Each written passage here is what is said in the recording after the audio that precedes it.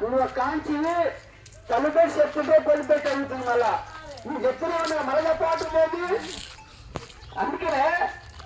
గూడునే నీ పేదలకు గూడు ఇస్తుందే పిల్ల నీడనిస్తుంది ఎన్ని రమ్మాయిల కోసం లక్షలిస్తుంది 5 లక్షలు ఇస్తుంది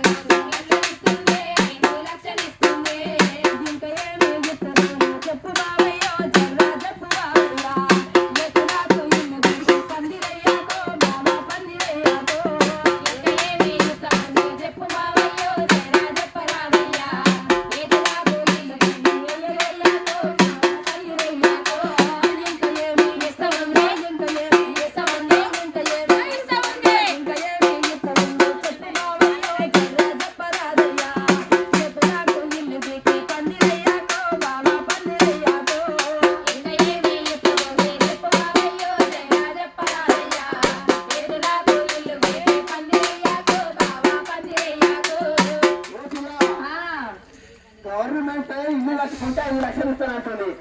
నేను ఇల్లు మీకింది ఎలా పందిరి వేసింది ఎలా జర చెప్పరాదే ఆడోళ్ళు ఏం ముచ్చని చెప్పినా గోడబెట్టే ఉంటది మొగోళ్ళు ఏం చెప్పినా తల కట్టే ఉంటది అందుకనే నేను చెప్తున్నా కట్టుకున్న ఇంటికి కనెక్షన్ ఇస్తుండే పిల్ల కరెంట్ ఇస్తుంది 200 యూనిట్ ఫ్రీ ఇస్తుండే పిల్ల ఫ్రీ ఇస్తుంది